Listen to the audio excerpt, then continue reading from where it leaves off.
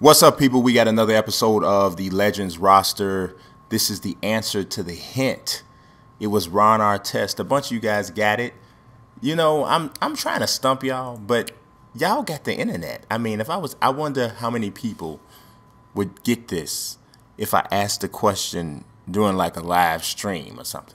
How many people would get the answer then when you can't go to the internet to look it up? Ha ha! But this is a 2007-08 Ron Artest, and this is with the Sacramento Kings. I know a lot of people probably like, why not with the Pacers? Well, statistically speaking, his best season was actually with the Kings. Now, unfortunately, he was on his way to have his best season in the 04-05 season. He only played 7 games. We already pretty much know what that was about. The Malice in the Palace, you know, pretty much ripped a hole in his career and all that. I mean, you know, you got to be accountable for your own actions. I do think there was some provoking going on there, but that's a whole nother show.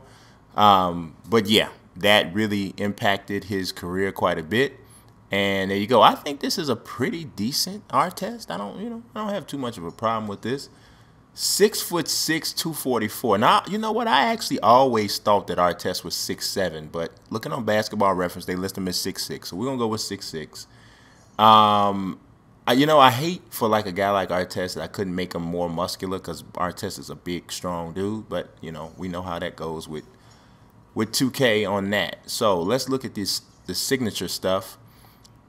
The thing about it was, I was actually surprised that there was no Artest form here, because you know some of the guys, Artest's not on the game this year. So I think one person said, "Are you gonna just update him from the free agent pool?" He's not in the free agent pool. At least he wasn't for the default roster. So had to make him anyway. But you know, I was actually surprised he didn't have his jump shot form still on here. So what I do notice about Artest is that he keeps his feet together on the jump shot, and he actually does jump. So it's not like a it's not like a set shot. So that's why I went with that look. And also, we always kept it seems like the pictures I saw, especially with the Kings, kept the socks low. So we went that way. You know, Ron Artest was not a spectacular athlete, but he was a good enough athlete, and he was so physically strong, and he's actually very good with angles. And around this time with the Kings and that time with the Pacers, he had really made himself into a really good offensive player. So that's why, I mean, this year I took his 20.5 points a game, 5.8 rebounds, 3.5 assists, 2.3 steals. He shot 45% from the field and 38% from three-point range. So in a season where he played at least 50 games, this was the most points he scored in any season. So, I mean, Artest was a really, really good player, to be honest. So, around this time, in my personal opinion, I think he was among the 10 best players in the game.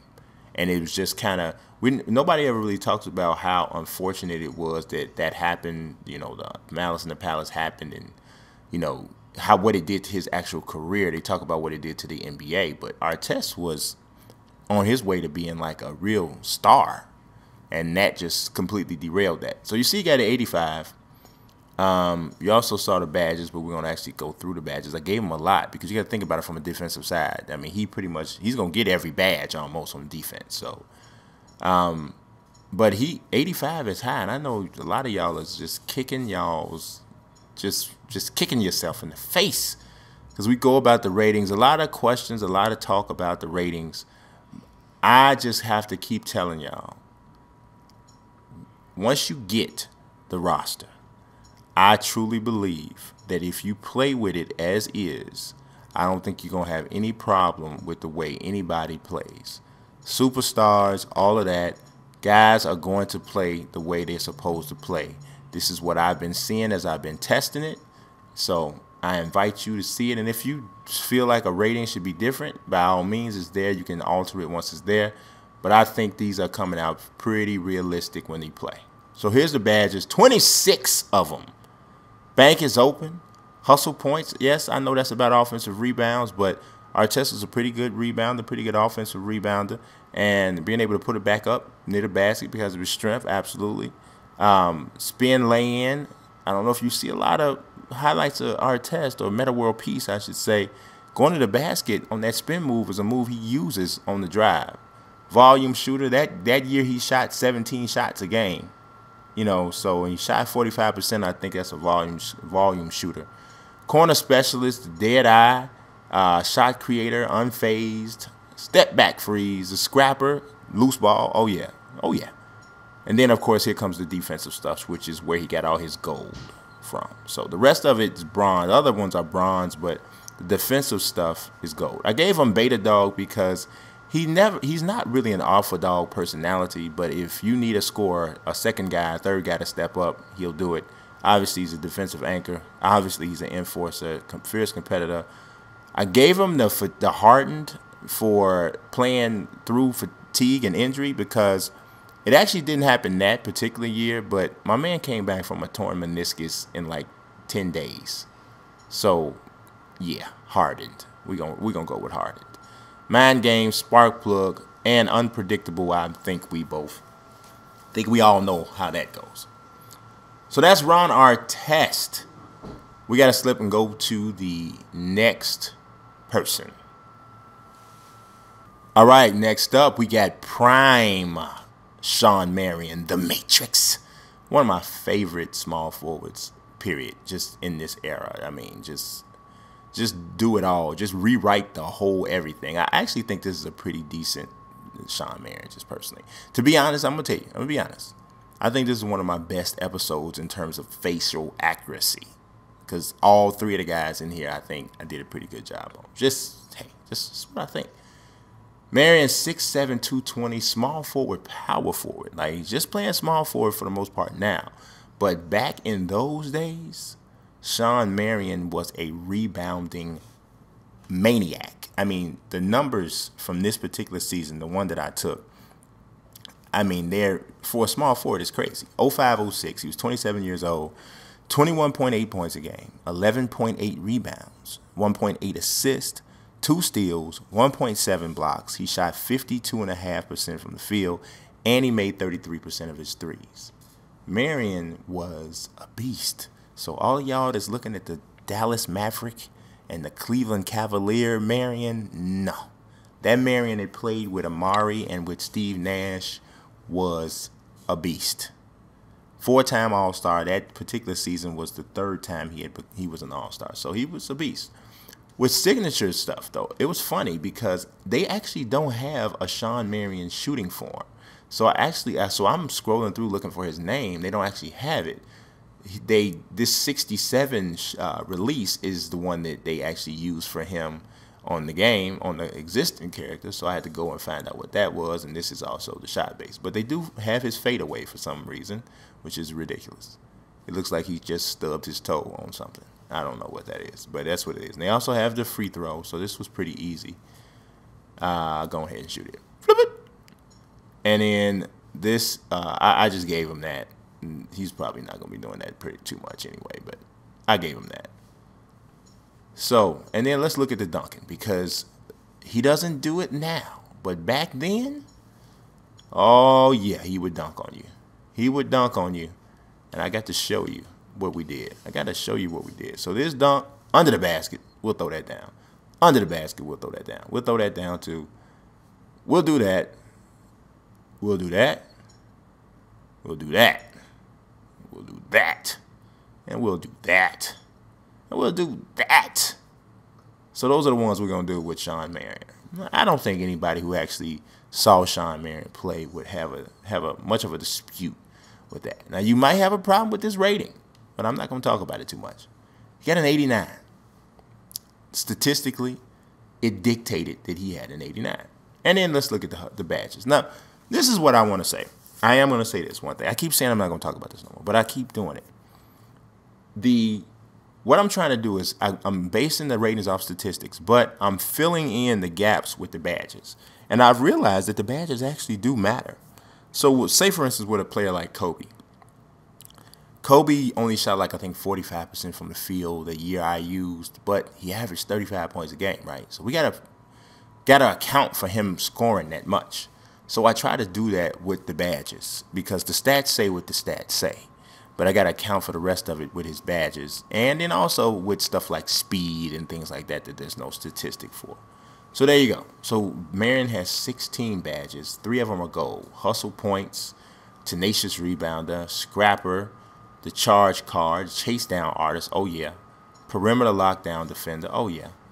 Sprite posterizer, oh man, there's a image of him dunking on Al Harrington.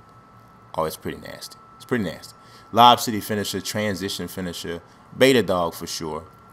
Definitely a secondary scorer for Phoenix. Cool and collected.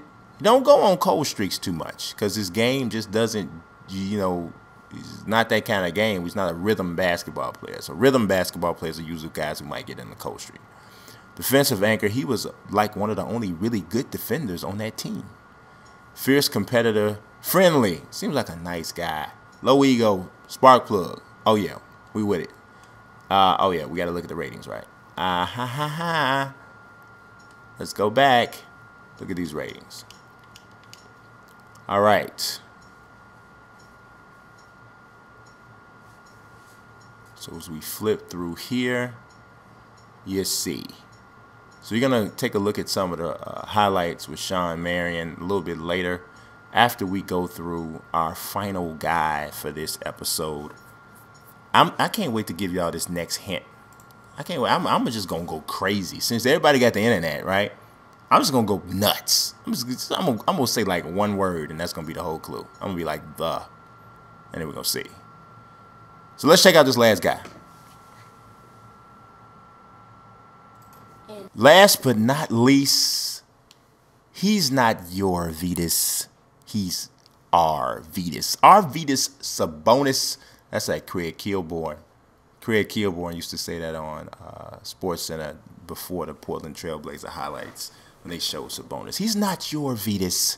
He's Arvydas. Arvydas Sabonis from Lithuania was a 31-year-old rookie with the Portland Trailblazers. The NBA didn't see the best of Sabonis. You can actually look up some of the stuff on YouTube with him playing for Lithuania. He was always a big guy, because 7'3", 280 pounds, but he moved a lot better, just all of that. And he was a good player with Portland, but before that he was even better. I took the 97-98 season. He was 33 years old, 16 points, 10 rebounds, 3 assists, 1.1 blocks, 0.9 steals, 49% from the field. Now he only averaged 3 assists. But I'm gonna make a bold statement. Joakim Noah is the best passing big man in the NBA right now, right? In my personal opinion, Arvydas Sabonis is the best passing big man I ever saw. Just period. Just out of all of the big men I ever seen play, I think Sabonis was the best passing big man. I mean, just out of the low post, just ridiculous behind the back passes to cutters. Just he would hold the ball out with one hand, just away from the defender. And because he was so big, he just had this big block between him and the defender, and then he would move the ball around with one hand, and as cutters moved around him, he just dropped passes off. Very, very, very good passer, and just a good player, period. And he was strong as an ox. Like, Shaq had success against him, but he was one of the only guys that I ever saw during that time who could actually somewhat body up against him. I mean, he wasn't, Shaq had him beat in terms of being athletic and being able to move, but just from sheer size, it's crazy, right? So these are, it's not a lot crazy stuff in terms of physical. I mean, he's not doing any 360s. He's not even doing a lot of moving, period. But it's still Arvydas Sabonis. And you see, with the dunk is just very basic. We're not going crazy with these dunks because it's Arvydas Sabonis, man. Come on. Now, here's the first guy that I've come across. I know there's some more coming, but he's actually listed at 7'3", not 7'2". So here's how I'm handling the height thing. So with wingspan, so we're going to start off like everybody's at 50, right? So for every inch that I can't account for, so 7'2". So if he's 7'2", he starts off with a wingspan. As a matter of fact, we're going to change this, so we got to leave a little bit more room. We're going to start off with a wingspan of 45, right? So that's if you're 7'2", your wingspan's 45. That's what I'm going to say. So if you're 7'3", I'm going to take your wingspan up to 55. If you're 7'4", I'm going to take it up to about there. 7'5", maybe we'll take it up to here. Uh-oh. And then 7'6", is this going to be too crazy? And then if it's 7'7", which would only be Georgie Mirasan, we're going here. Now that is really ridiculous, but that's what we're going to do, because I mean he looks like Bruno Caballo almost. So I guess that's not now, but I'm not just going to leave it there. So let me take him back down, because what we're going to do to try to make that balance out and not look like he's in the sideshow is we're going to do it with body length. So if we start off with like a 25 on body length, right? 7'3", it's going to go up to a 35 in body length. Then 7'4" will go up to a 45 in body length. And then so on and so on and so on, right? So if we end up here, maybe that won't look as bad. I mean it's Georgie Mirasan, because he's gonna look strange anyway. Oh yeah, that's real strange. Oh boy. But this is what Georgie Mirasan is gonna look like. So that's what he's gonna look like. It's pretty strange looking, but just so you know, just a preview. That's how I'm gonna compensate for the height thing. I do know that sometimes they'll randomly give you a guy who is 7'4", 7'5" when you just started out. So I'll try to get that first if I can. But if not, we're going to have that freaky looking. I'm not going to stay on it forever trying to get, I'm not going to try to do that. But that's how I'm going to handle it. So there's that. All right, so we already looked at the signature stuff. Let's take a look at Sabonis's ratings and such. Got an 86. And I had to max him out like on strength stuff because he was really strong.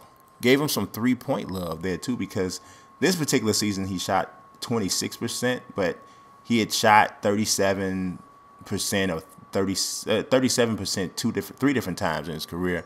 So I try not to go too much on the previous year, but still give him some credit for being able to shoot the three a little bit. And for rebounding standpoint, he had a really good rebounding year. Gave him more points in like ball control and passing than the position average by a lot to compensate for the passing. And just IQ stuff gave him higher ratings than that, because he was a very smart player and he was 33 at the time. So that is that. So let's look at the badges.